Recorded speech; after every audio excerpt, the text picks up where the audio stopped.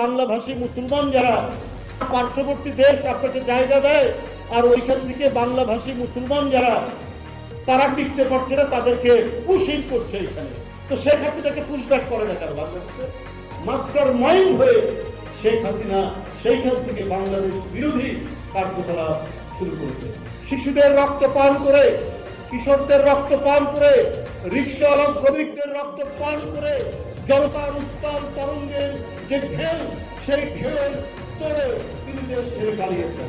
শেখ হাসিনার আমলেই দেব মন্দির, দেবালয় ভাঙা হয়েছে, প্রতিমা ভাঙা হয়েছে, কিন্তু যারা ধরা পড়েছেন তারা অধিকাংশই হচ্ছে আওয়ামী লীগের কোনো না কোনো সংগঠনের। আওয়ামী লীগের আমলে এখন তো সে পলাতক। শিশুদের রক্ত পান করে, কিশোরদের রক্ত পান করে, রিক্সাওয়ালা শ্রমিকদের রক্ত পান করে জনতার উত্তাল তরঙ্গের যে ঢেউ, সেই ঢেউয়ের তোড়ে তিনি দেশ ছেড়ে পালিয়েছেন। তো পালানোর পরেও কিন্তু ওদের ষড়যন্ত্র কিন্তু থামছে না। পার্শ্ববর্তী দেশ থেকে ওরক পালক কথাবার্তা বলছে। আবার আজকে দেখছি বিবিসি, একটি আন্তর্জাতিক গণমাধ্যম, তারা বলছে কলকাতায় আওয়ামী লীগের একটি অফিস নেওয়া হয়েছে, ওই অফিসে সব বড় বড় নেতাদের যাতায়াত করে শুরু হয়েছে। কারণটা কি?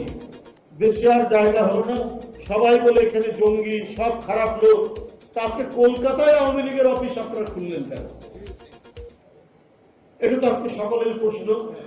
যে আপনি নিজের কথাই বলতেন জনগণ আপনাকে সাপোর্ট করে, এত কিছু করে, তাহলে আজকে আপনি পালিয়ে গেলেন তো? বেগম জিয়া পালায়নি, তারেক রহমান পালায়নি, বিএনপির এত নেতা এত অত্যাচার সহ্য করেছে, এত মিথ্যা মামলা, এত নাশকতার মামলা, এত ধরনের নিপীড়ন, নির্যাতন আর উৎপীড়নের মধ্যেও এই মৃত্তিকা, এই মাটি, এই নদী, এই বৃক্ষ, এই বাংলার মানচিত্র ছেড়ে কেউ যায়নি, কেউ পালায়নি।